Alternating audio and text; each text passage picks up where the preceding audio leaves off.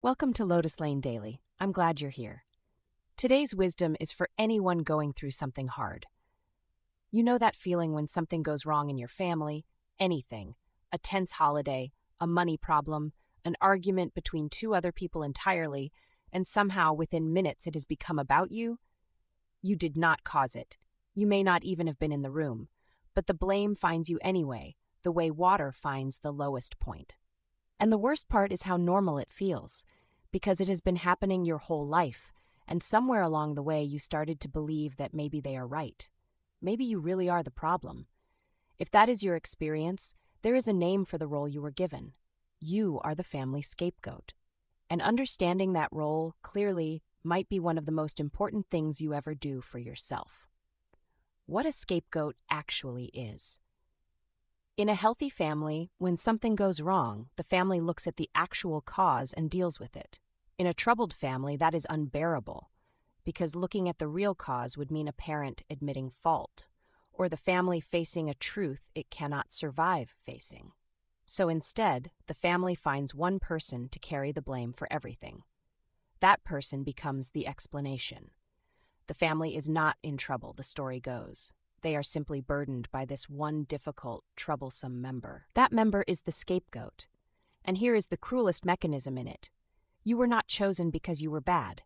You were usually chosen for the opposite reasons. Scapegoats are often the most sensitive child, the most honest one, the one who noticed things and said them out loud, the one who would not pretend everything was fine. You were a threat to the family's comfortable story, so the family made you the villain of it. You did not earn this role, it was assigned to you. There is an enormous difference, and your healing begins the moment you can feel that difference instead of just hearing it. Why it gets so deep inside you. When one person tells you that you are the problem, you can shrug it off.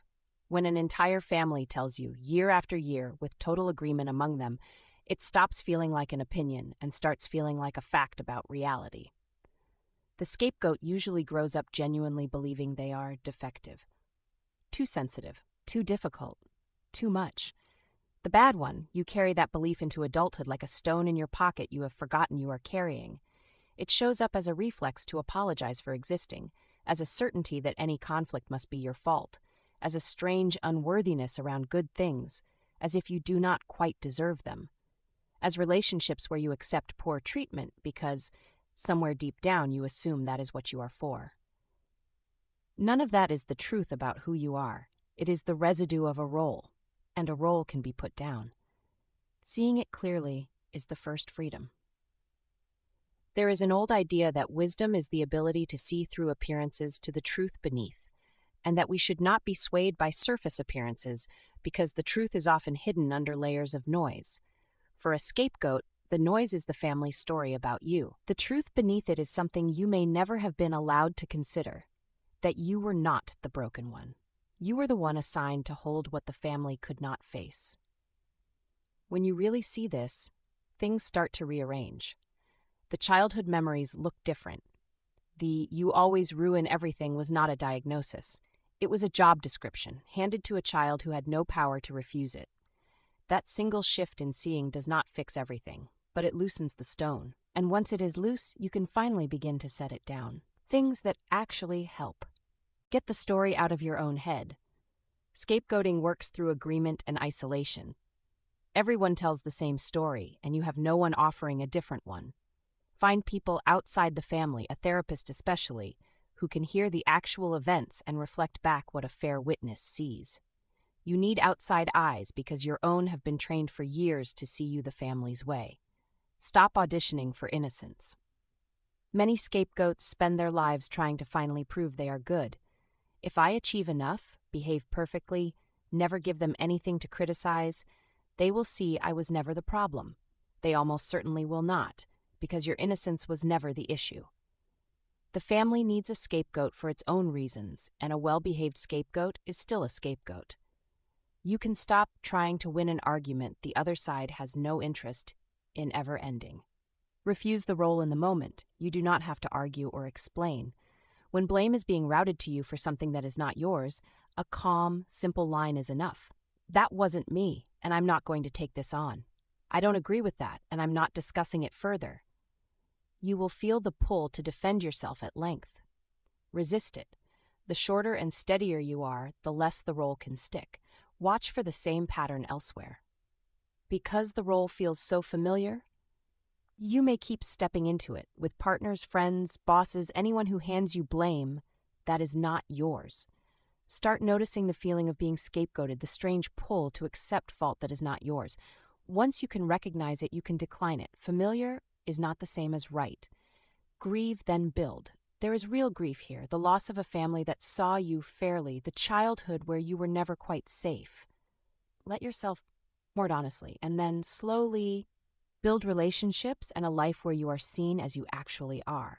It is genuinely possible to be loved as an ordinary, flawed, decent human being. Many scapegoats do not believe that until they feel it. Then they do. What you can become. Here is something true that often surprises scapegoats. The very traits that got you assigned the role, your sensitivity, your honesty, your refusal to pretend, your noticing of what others ignored, are not defects. In the world outside your family, they are some of the most valuable qualities a person can have. Scapegoats often grow into adults of unusual depth, empathy, and integrity, the friends others trust with the truth, the people who can sit with someone in pain without flinching. An old writing says that a great change in a single individual can change the destiny of much more around them. You may have been the one chosen to carry your family's denial. You can become the one who refuses to pass that pattern down, who breaks the chain, who treats your own children and friends and partner with the fairness you were never given. That is not a small life. That is a deep one. One last thing. You were handed a story that was never true, and you were handed it so young that you had no way to question it.